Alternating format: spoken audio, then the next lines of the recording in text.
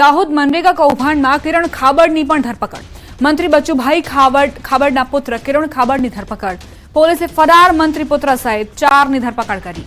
પોલીસે મંત્રી પુત્ર કિરણ ખાબડ, દેવગઢ બારિયાના એપીઓ દિલીપ ચૌહાણ અને ધનપુરના ડેપ્યુટી ડીડીઓ રાઠવાની ધરપકડ કરી છે। આ કૌભાંડમાં અત્યાર સુધીમાં 11ની ધરપકડ થઈ ચૂકી છે। આ કૌભાંડમાં મંત્રીના બંને પુત્રોની ધરપકડ થઈ છે। અગાઉ મંત્રી બચુભાઈ ખાબડના પુત્ર બળવંત ખાબડ સહિત તત્કાલીન ટીડીઓ દર્શન પટેલની પણ ધરપકડ કરાઈ હતી। હાલમાં બંને આરોપીઓ રિમાન્ડ પર છે। સંવાદદાતા સૌરભ જોડાઈ ગયા છે વધુ જાણકારી સાથે। સૌરભ, મંત્રી પુત્ર પર કાર્યવાહી શું વિગત?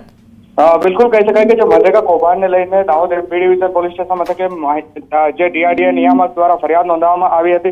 ત્યારબાદ કહી શકાય કે કુલ 4 જે કર્મચારીઓ છે તેઓની ધરપકડ કરવામાં આવી હતી અને હાલ એના બાદ એક અન્ય એક કર્મચારીની ધરપકડ કરાઈ હતી। ત્યારબાદ મંત્રીપુત્ર બળવંત ખાબડ અને તત્કાલીન ટીડીઓ જે દર્શન પટેલ છે તેઓની પણ ધરપકડ કરવામાં આવી હતી અને 5 દિવસના રિમાન્ડ મંજૂર કરવામાં આવ્યા હતા।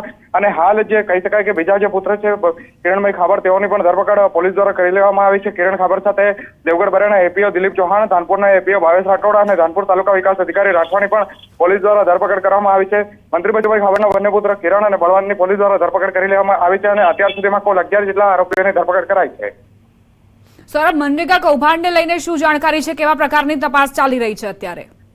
બિલકુલ કહી શકાય કે જે સ્થળ પર 71 કરોડના કામોને લઈને 3 ગામોમાં ફરિયાદ નોંધાવવા પામી હતી। કુવા, રેઢાણા અને સીમામોઈ જે ગામો છે ત્યાં ફરિયાદ નોંધાવવા પામી હતી અને જે L1 સિવાયની જે એજન્સીઓ જે 35 જેટલી એજન્સીઓ વિરુદ્ધ ફરિયાદ નોંધાવવા પામી હતી તે પૈકી જે 2 એજન્સી છે તે કિરણ ખાબડ અને બળવંત ખાબડની હતી અને હાલ પોલીસ દ્વારા બંનેની અટકાયત કરી લેવામાં આવી છે અને વધુ તપાસ હાલ હાથ ધરાઈ છે। આભાર સૌરભ જાણકારી આપવા માટે।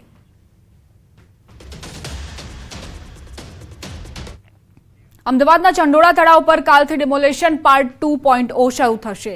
અમદાવાદના ચંડોળા તળાવ પર ફરી ડિમોલેશનની કામગીરી હાથ ધરાશે। ડિમોલેશનને લઈને અમદાવાદના પોલીસ કમિશનર મહત્વની બેઠક યોજશે। પોલીસ એમસીના અધિકારીઓ સાથે બેઠક મળશે। ડિમોલેશનની પ્રક્રિયાને લઈને ચર્ચા કરવામાં આવશે। ડિમોલેશનની પ્રક્રિયા માટે જે પણ ચર્ચા કરવામાં આવશે તે ચંડોળા તળાવમાં ડિમોલેશનને લઈને કરવામાં આવશે, કારણ કે ઘણી વખત એવું બનતું હોય છે કે ગેરકાયદે વસવાટ કરતા લોકો તે કાયદો વ્યવસ્થાને હાથમાં લઈ લેતા હોય છે। એવી સ્થિતિ ન સર્જાય, પોલીસ બંદોબસ્ત સારી રીતે ગોઠવી શકાય તે માટે જ પહેલા બેઠકનું આયોજન કરવામાં આવ્યું છે। એએમસીના અધિકારીઓ, પોલીસના અધિકારીઓ તમામ ઉપસ્થિત રહેશે અને ચર્ચા કરવામાં આવશે કે આખરે ચંડોળા તળાવ પર જે ગેરકાયદે દબાણો ખડકી દેવાયા છે તે બાકીના દબાણોને કેવી રીતે દૂર કરવા, કારણ કે આ પહેલા લલ્લા બિહારીનું સામ્રાજ્ય નેસ્તનાબૂદ કરવામાં આવ્યું હતું, તેનું ફાર્મ હાઉસ તોડી પાડવામાં આવ્યું હતું અને આસપાસના વિસ્તારના મકાનોને પણ તોડી પાડવામાં આવ્યા હતા।